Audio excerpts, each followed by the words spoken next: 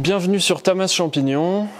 Aujourd'hui, on se retrouve pour parler de mon pasteurisateur de substrat. Donc, comme vous savez, le substrat, pour les champignons, il faut le pasteuriser ou le stériliser. Mais bon, stériliser, c'est compliqué en Europe parce que, en tout cas en grande quantité, parce qu'il y a beaucoup de réglementations et les autoclaves sont super chères.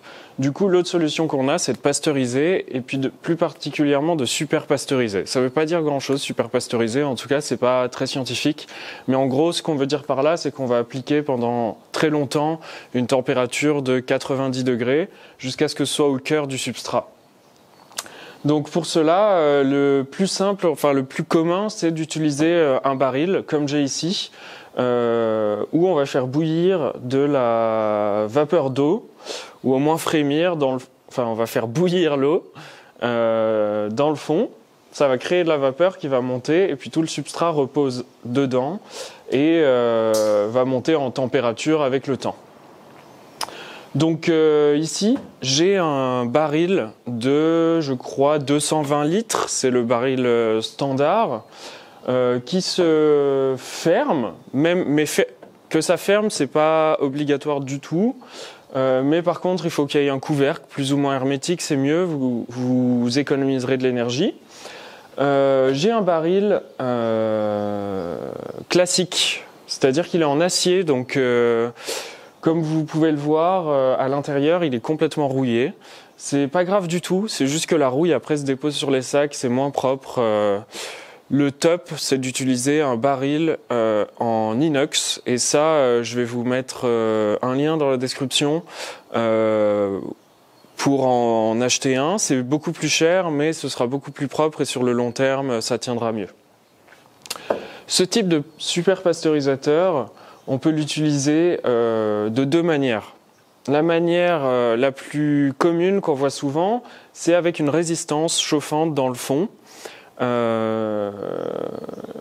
C'est ce qu'on voit le plus souvent, mais d'après moi, c'est aussi ce qui est le plus compliqué à construire, parce qu'avec une résistance chauffante, on est obligé de mettre un contrôleur de température derrière, alors que avec du gaz, c'est la deuxième manière dont on peut l'utiliser, on peut l'utiliser sans.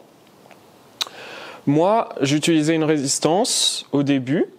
Comme vous pouvez voir, elle est cassée maintenant. Enfin, un jour, elle s'est cassée et c'était au moment où je devais pasteuriser du substrat et du coup en urgence j'ai décidé de passer au gaz et depuis j'ai pas changé parce que je trouve que c'est beaucoup plus pratique et puis je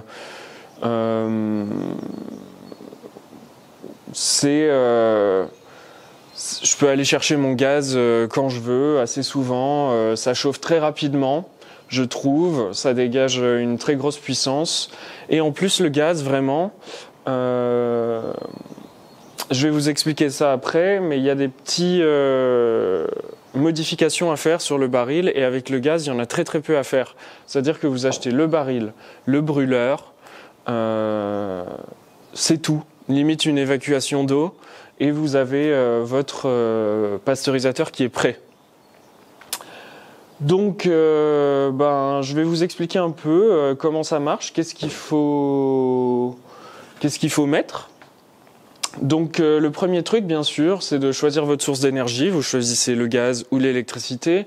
Si vous choisissez le gaz, il vous faut un brûleur et une bonbonne à gaz. Si vous choisissez l'électricité, il vous faut une résistante chauffante Si vous êtes sur du courant normal, vous ne pourrez pas aller au-dessus de 3500 watts. Mais moi, j'utilisais une de 2000 watts avant et ça fonctionne très bien. Donc voilà. Si vous avez bien sûr du triphasé ou du 220 volts avec 32 ampères, vous pouvez aller plus haut. Contrairement à ce qu'on pourrait penser, c'est pas parce qu'on va plus haut en puissance que ça va consommer plus en fait, parce que ça va chauffer plus vite le substrat, du coup vous allez chauffer moins longtemps, donc au final ça s'équilibre. Ensuite il vous faudra ça c'est une option. Parce que c'est en fait une valve de flottaison. Ça se met dans le fond pour rajouter de l'eau au fur et à mesure qu'elle s'évapore. Moi, ce que j'ai pu observer, c'est que si vous remplissez à peu près 10 cm d'eau dans le fond, et ben en fait ça suffit largement pour tenir le temps de pasteurisation qui est souvent entre, ça dépend la puissance de votre résistance, mais qui est souvent entre 6 et 12 heures, voire plus, mais même plus en fait. Je pense que l'eau dans le fond suffit parce que sur ce système-là, l'eau en fait, elle va un peu s'évaporer par le dessus, mais la plupart de l'eau en fait condense et retombe dedans. Donc moi j'utilise le gaz, j'utilise plus ça parce qu'en fait je remplis le fond, ça suffit largement. Et voilà, du coup ça fonctionne comme ça. Mais sinon vous pouvez acheter ça, c'est une valve de flottaison. Qu'est-ce qu'il y a d'autre comme accessoire? Ensuite, il vous faudra une sortie d'eau. C'est pas obligatoire, mais bon, c'est quand même beaucoup plus pratique pour vider l'eau de temps en temps, pour la nettoyer, parce qu'il y a des impuretés qui vont se mettre dedans. Donc une valve de sortie. Ensuite, il faut aussi un faux fond. Un faux fond, c'est très simple. Moi, c'est une grille de barbecue. Voilà, vous la prenez aux bonnes dimensions. Je crois qu'un baril comme ça fait 60 cm à peu près. Ça doit être une grille de 50 pour que ça rentre dedans. Et ça, bien sûr, ça repose sur quelque chose pour le maintenir au-dessus de l'eau. Donc vous pouvez, si vous êtes un peu bricoleur, essayer de fixer des pieds en métal dans le fond ou quoi. Moi, j'ai mis, vous pouvez pas le voir là, mais j'ai mis des parpaings ou des tuiles dans le fond. Tout simplement, ça me sert de support, c'est solide, ça résiste à la chaleur. Donc c'est très bien, ça fonctionne comme ça. Ensuite, le dernier truc, c'est l'isolation. L'isolation, elle n'est pas obligatoire, ça dépend dans quel climat vous vivez. Mais moi, je suis dans un climat froid. En hiver, il fait souvent en dessous de 0 dehors. Et là, je suis dehors. Enfin, je suis dans une grange, mais du coup, c'est la température de dehors. Comme vous pouvez voir là, c'est de l'Armaflex, cette isolation-là. C'est une bonne solution parce que ça ne brûle pas. Bon, ça fond par contre, si vous l'exposez à trop de chaleur, mais ça ne va pas s'enflammer. Par contre, voilà, moi je vous conseille pas de faire comme moi parce que en fait, je l'utilise avec du gaz et le gaz finit en fait par aller un peu sur les côtés. Et puis vous pouvez voir que en bas, ça a un peu brûlé l'isolation. Donc le mieux, quand on utilise du gaz, c'est de déjà mettre l'isolation assez haut, c'est-à-dire au moins 20 cm au-dessus du bas du baril. Et puis aussi l'Armaflex, je vous conseille de l'envelopper dans un autre textile qui est résistant au feu, parce qu'en fait ça se déchire très facilement. Et du coup, voilà quoi, mon Armaflex, je la laisse comme ça pour l'instant, mais je l'ai beaucoup abîmée. Et en plus, ça coûte cher. Donc bon, l'Armaflex, ça peut être bien, ça peut être esthétique et pratique, mais je vous conseille de la mettre dans un autre truc. Sinon, la solution un peu moins chère, c'est de prendre des panneaux d'isolation de toiture en laine de roche. La laine de roche, ça s'enflamme pas, je crois. Donc ça, c'est une autre solution. Donc voilà, je crois que c'est tout. Je vous parlerai après des capteurs de température. C'est le dernier truc dont vous avez besoin pour fabriquer un pasteurisateur. Donc pour le monter, ça va être assez simple. Il va falloir faire des trous. Je vais vous trouver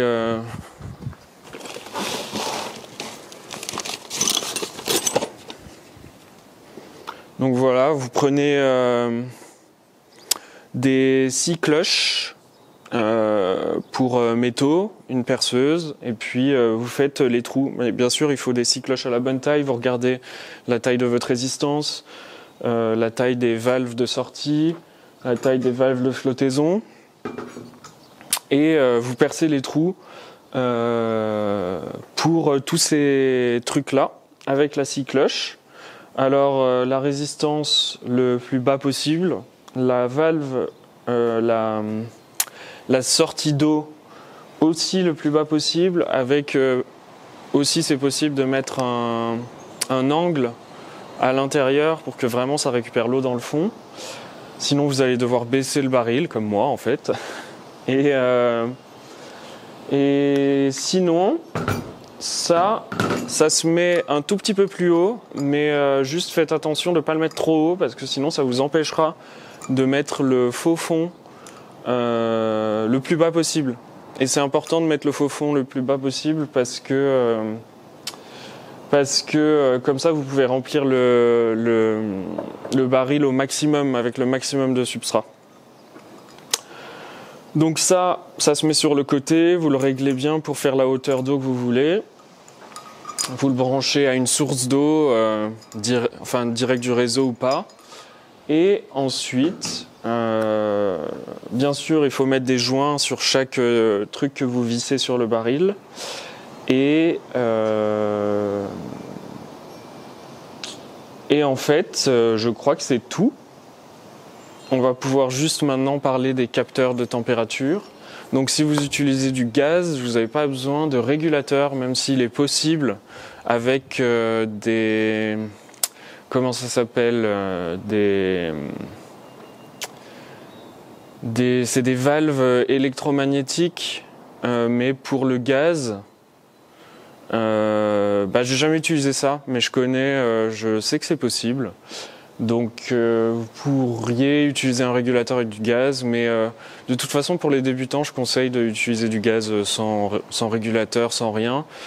Sur un baril comme ça, avec du gaz, en 5 heures, vous avez atteint la température de 90 degrés dedans. En fait, il n'y a pas besoin de le laisser plus longtemps. Donc ce qui est super important, c'est d'avoir des sondes thermiques. Et 2 sondes thermiques, parce que si vous prenez pas la température à l'intérieur du baril et à l'intérieur du substrat, en fait vous savez pas du tout ce que vous êtes en train de faire et du coup vous pourrez jamais être sûr de quelle température il fait à l'intérieur du substrat, quand est-ce que vous devez peut-être diminuer un peu la température du gaz, enfin la force du gaz. Donc j'ai une sonde pique à viande qui se met au-dessus comme ça, et du coup je prends la température à l'intérieur du baril.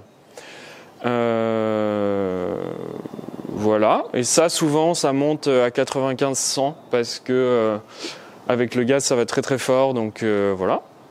Sinon il faut atteindre 90. Et ça c'est aussi une sonde à viande, mais avec un fil, ce qui me permet de le rentrer dans le sac de substrat. Ensuite, j'ai un petit trou là sur le côté et ça sort, ça se connecte à ce boîtier. Et comme ça, je peux savoir la température qu'il y a dans le sac. Donc, je vous rappelle, le but, c'est d'atteindre 90 degrés pendant au moins 1 heure au centre du sac. Ça suffit largement.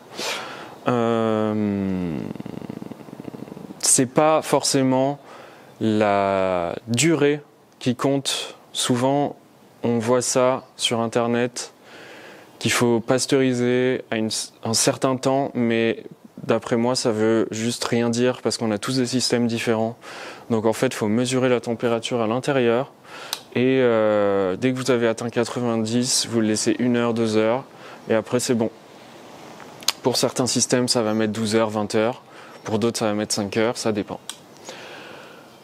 Une autre chose, si vous utilisez le système électrique, il va vous falloir un régulateur de température, et ça vous avez soit le plus simple, le régulateur Inkbird.